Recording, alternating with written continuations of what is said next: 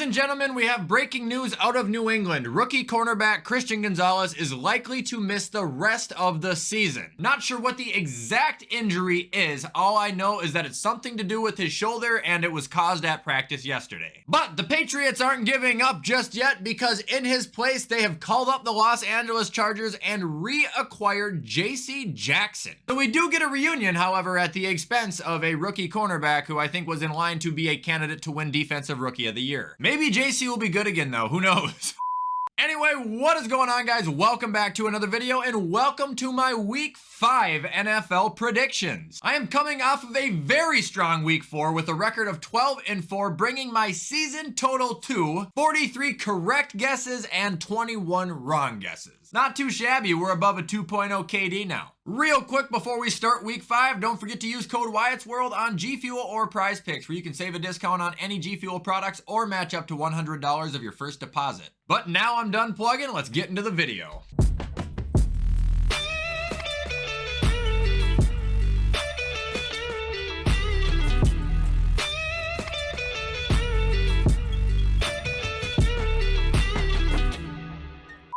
All right, so starting off with Thursday Night Football, we've got the Bears at the Commanders this week. I think the Commanders crush them. We'll go 27-10. Matter of fact, I'm going to predict a Sam Howell masterclass. He's going to link up with Terry for 210. He's going to link up with Dotson for another 160. He's going to get bored and switch to running back, where he's going to run in for a touchdown. And then Sam's going to get bored of offense altogether, and he's going to switch over to defense, where he's going to take over his middle linebacker and sack Fields 4 more times. I got to try and gas this trash up somehow.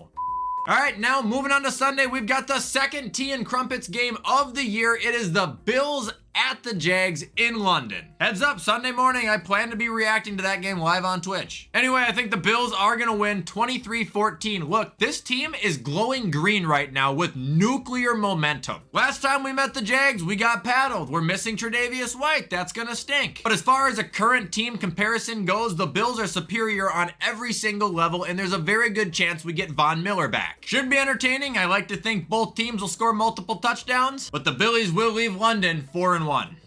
Next up, we've got the Saints at the Patriots. Hold on. This game is gonna be disgusting. I'm talking boring as it can get. These teams have the same defense, man. One's ranked 10th, one's ranked 11th. If you look at their defenses against the pass, if you look at their defenses against the rush, they're within one of each other. Like, they have the same damn D. Like, I am honestly expecting a snooze fest. However, when it comes to who's gonna win this game, I think I gotta go with the Patriots. 17-10. I know they had a bad week last week, but it's at home. I think they can bounce back a little bit. And as far as the New Orleans offense goes, I think Pete Carmichael is really on his way out the door. Like, man, how aren't you scoring 3 touchdowns a game with that offense? Like, it's bad. I put a lot of blame on Dennis Allen, but I think I've been maybe putting too much on him. All right, next game we've got is the Titans at the Colts. I think the Colts take this game at home 14-13. This is going to be a very interesting game to me. This entire division's 2-2, so I'm actually like really paying attention to what's going on right now, and it's wild. Now, as far as this particular game goes, the Colts versus the run, it's not great, which is obviously concerning against Derrick Henry, but I believe they'll be able to game plan enough to stop him to get by a point. And even if that means dropping in a couple of DBs out of your secondary, Ryan Tannehill ain't gonna do shit. I do expect AR to have a pretty bad day on the ground, though. I gotta say that. The Titans' run D has been pretty harsh. But again, Colts take the win. All right, now moving on, we've got the Ravens at the Steelers.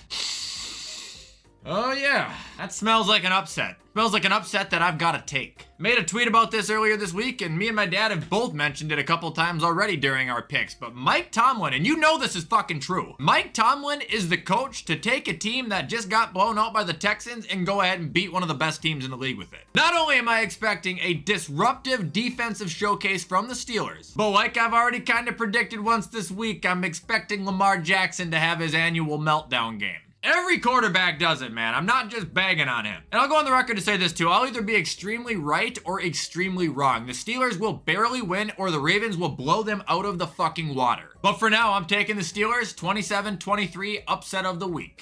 Now we've got the Panthers at the Lions. Detroit, this is a trap game. Do not fall for it. I'm just kidding. I know you won't. This is the one team in the league I am so confident will not fall for the trap game because they've got a coach who wants to beat the living piss out of anybody he gets an opportunity to. I think the Lions win by a lot, actually. 33-10. They're gonna go in there treating this like a Super Bowl. This is another team that's low-key starting to glow green with nuclear momentum, man. They're cooking right now.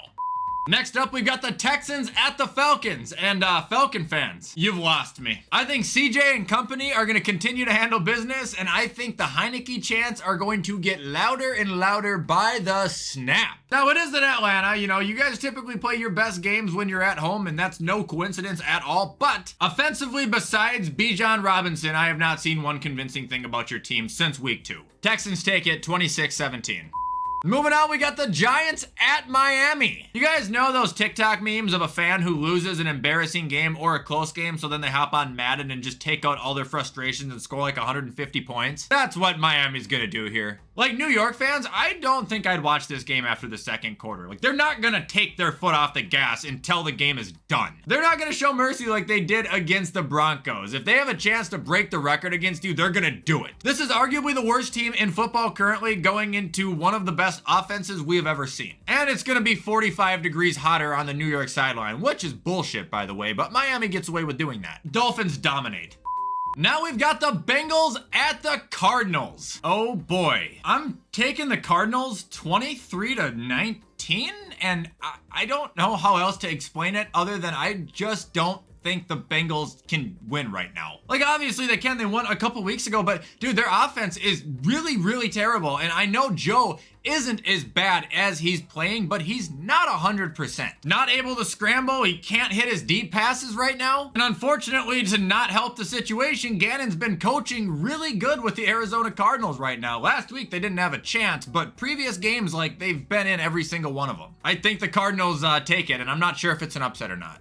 All right, moving on to the next game, we've got the Eagles at the Rams. And I know I've said this word a lot, but again, I could see an upset here. I'm not going to pick it, but I could see it. And to be honest, maybe it's the Eagles' performance last week that's making me think that. However, I think this is going to be a narrow victory for Philly. Rams have been playing tough. Their defense is actually doing pretty well this season, and Stafford and Puka have been able to get around just about everyone. However, at the end of the day, I don't think that the Rams will be able to stop all three of A.J. Brown, Devontae Smith, and DeAndre Swift. It's a lot to keep an eye on, and I just think those three alone will be enough to keep Philly ahead the entire time. Final score, 28-24.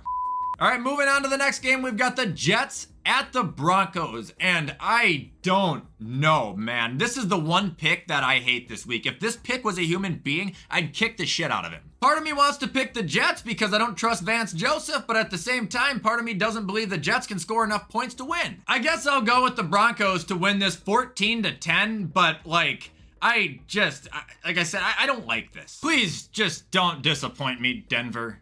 All right, moving on, we've got the Chiefs at the Vikings. Well, I'll be able to tell you right now who's going to win this game. Is Taylor Swift going to the Vikings game? Apparently, there's a good chance, considering the Minneapolis mayor is all in for her return. Good gosh, you guys just want that money. Cheer for the enemy, why don't we? Well, that's basically all I need to see. If Taylor goes, the Vikings don't have a chance to win. The NFL won't let it happen. However, if Taylor doesn't go, the Vikings are still going to get their asses paddled. So, I mean, either way, Chiefs are going to win here. I'll say 38-27. I don't doubt the Vikings will be able to score a lot of points. That offense is electric. But, like I said, with or without the help of the Swifties, Mahomes and Kelsey are going to murder the Vikings defense. All right, now moving on to Sunday Night Football, we've got the Cowboys at the 49ers, and just to let you guys know, this is also going to be my dad's pick of the week, so he will finish this. But for my pick, I'm going San Francisco 23-20. It's going to be a hard-hitting game, but San Francisco is just one step ahead of Dallas all around, I believe at least. Now, keep in mind, if San Fran were to lose this game, it would be an appropriate game to lose, but I don't think it's going to happen. Dad, what do you think? Hello, all you WyattzWorld junkies. It's Wyatts Dad back with another pick. Last week, you'll probably remember, I picked Buffalo to give Miami an enema. For you younger people, an enema is when you go to the hospital and they do a procedure to knock the shit out of you, which is exactly what happened to the Dolphins. Again, it's hard to pick a team whose coach looks like Wally Cox. This week, I'm going to pick the Dallas-San Francisco game. I keep hearing how great Dallas's defense is, and I'm sick of it. Who have they played? They played the Giants. They've beaten the Giants. They've beaten the Jets without God at quarterback, and they beat the New England Patriots. Pretty easy to make their statistics look good defensively. Then on offense, they've got Charlie McCarthy, I know it's Mike McCarthy, but Charlie McCarthy was a ventriloquist dummy back in my days when I was a young kid, and kind of reminds me of Mike McCarthy because he's got Jerry Jones pulling the strings on him. As far as I'm concerned, I was never had any respect for McCarthy when he was with the Packers, and I still don't. I mean, if you want to know where to get the best biscuits and gravy, he's the guy to ask. But as far as offense, might as well forget it. San Francisco is going to teach Dallas a lesson in that Sunday night game. Look for San Francisco to win 34-13. Take that to the bank. Now, you might be wondering, why am I wearing a Boston Red Sox shirt of all things, especially with the Twins in the playoffs? Well, when I was a kid, one of my heroes, not a kid, when I was younger, one of my heroes was Tim Wakefield. Wakefield threw a great knuckleball, and out of respect for Tim, and I'm sorry for the Boston fans losing an icon like Tim, he was like Kirby Puckett would be to us. My condolences. The Wake was a great pitcher. Have a good week.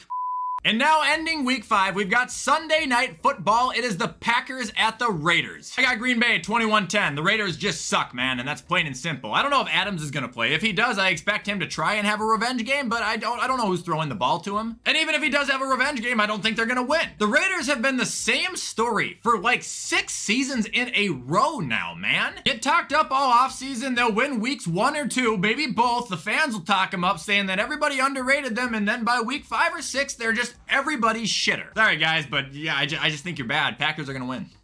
And that is gonna do it, ladies and gentlemen, for my week 5 NFL predictions. If you wanna dispute with me in the comments, feel free. If you wanna show support to this video, you already know what to do, and please remember to turn that bell on because I try to post every single day. However, with everything I just said, I'm gonna get this edited so you guys can watch it on time. Enjoy the rest of your week, and as always, I will see you in the next video.